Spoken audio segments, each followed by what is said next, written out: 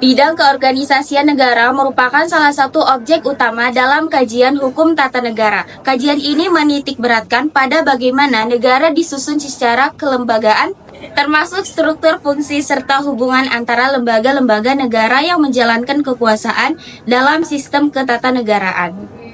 Pengertian hukum tata negara menurut ahli Profesor Utrecht HTM adalah hukum yang mengatur organisasi negara, tugas-tugas alat perlengkapan negara, dan hubungan antara alat perlengkapan negara dengan warga negara.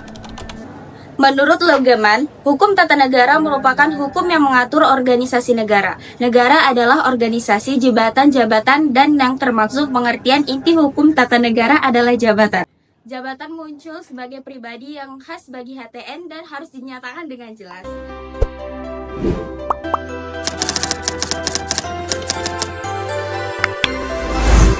Bidang keorganisasian negara merupakan bagian dari kajian hukum tata negara yang membahas bagaimana negara disusun secara kelembagaan, baik dari segi struktur, fungsi, maupun hubungan antar lembaga negara. Bidang ini mempunyai asas penting dalam keorganisasian negara, yaitu asas kedaulatan rakyat, asas legalitas, dan asas pembagian kekuasaan, yaitu ada legislatif, eksekutif, dan yudikatif. Bentuk dan sistem pemerintahan. Kajian bidang keorganisasian negara juga mencakup bentuk dan sistem pemerintahan yang dianut oleh suatu negara. Indonesia menganut bentuk negara yaitu kesatuan, sistem pemerintahan presidensial, bentuk pemerintahan republik. Tujuan keorganisasian negara.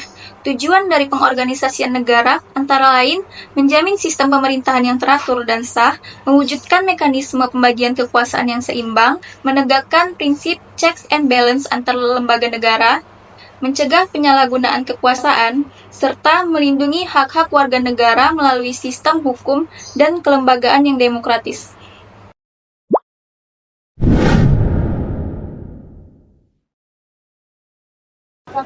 Selanjutnya saya akan menjelaskan tentang hubungan organisasi negara secara vertikal. Hubungan vertikal adalah relasi antara pemerintah pusat dan daerah dalam sistem negara kesatuan.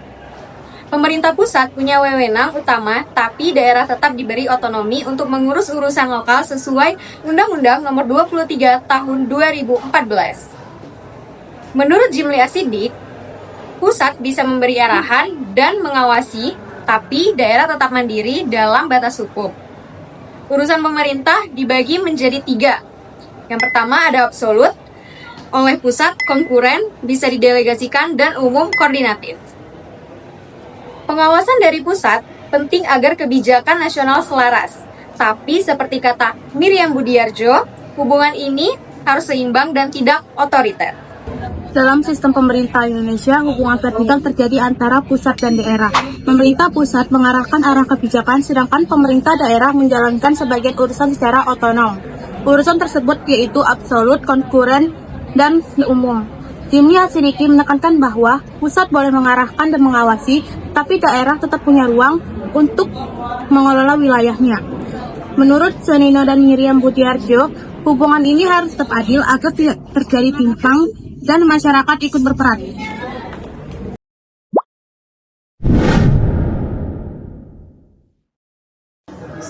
Hubungan organisasi negara secara horizontal. Pembagian kekuasaan horizontal di Indonesia adalah pembagian kekuasaan antar lembaga negara yang sejajar, tanpa ada yang lebih tinggi.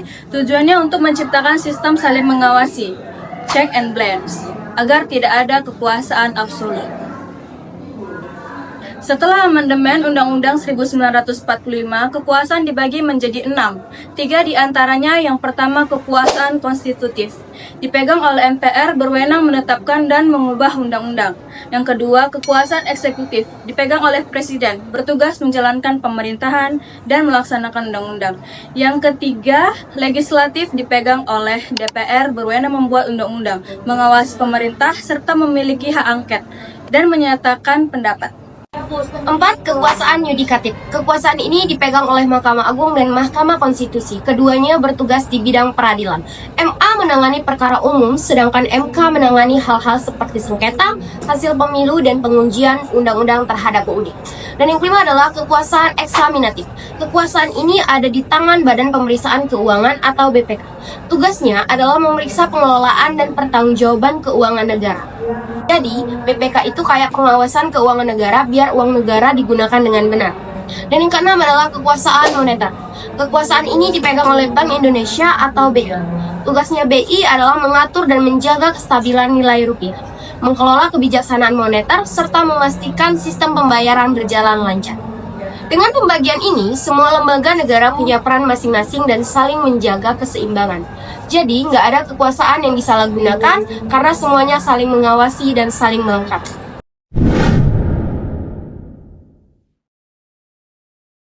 Hak asasi manusia dalam konteks hukum tata negara. Undang-Undang 1945 memberikan jaminan hak asasi manusia melalui berbagai pasal, antara lain pasal 28A hingga 28J, mengatur berbagai hak dasar seperti hak untuk hidup, hak berkeluarga, hak berpendidikan, hak kebebasan beragama, hak kebebasan berserikat, dan hak atas rasa aman.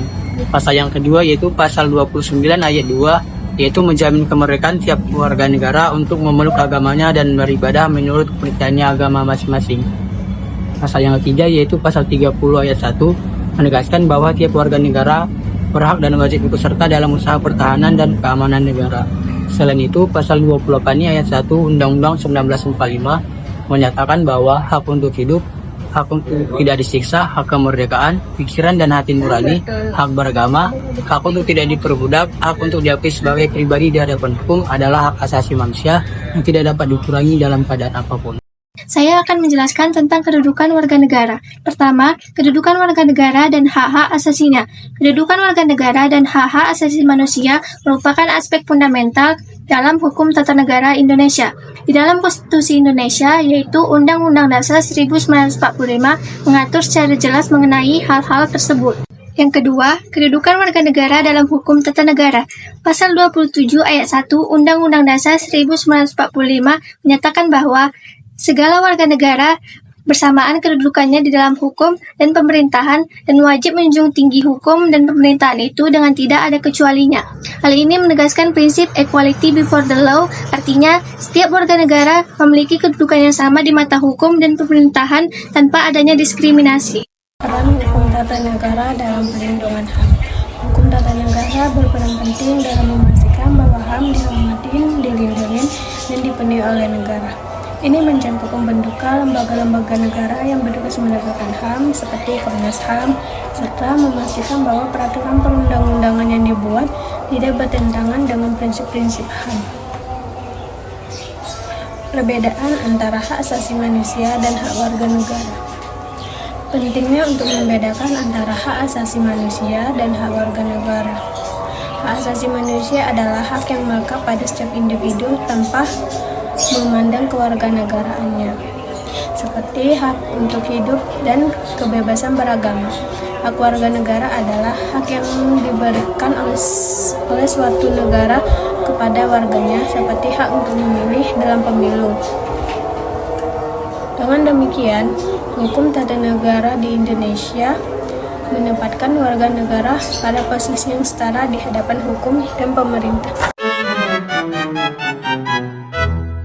Dari pembahasan objek kajian hukum tata negara yang telah dipaparkan oleh rekan-rekan saya, dapat disimpulkan bahwa yang pertama, bidang keorganisasian negara merupakan bagian penting dalam studi hukum tata negara yang membahas struktur, asas, serta hubungan antar lembaga dalam sistem pemerintahan.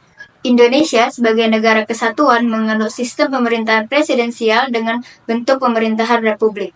Pengorganisasian negara didasarkan pada asas-asas seperti kedaulatan rakyat, legalitas, pembagian kekuasaan, dan desentralisasi.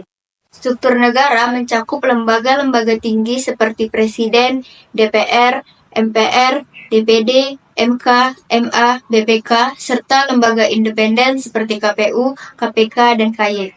Masing-masing lembaga memiliki fungsi dan kedudukan yang diatur dalam Undang-Undang 1945. Pembagian kekuasaan dilakukan secara vertikal antara pusat dan daerah, dan horizontal antar lembaga negara untuk menciptakan sistem check and balance.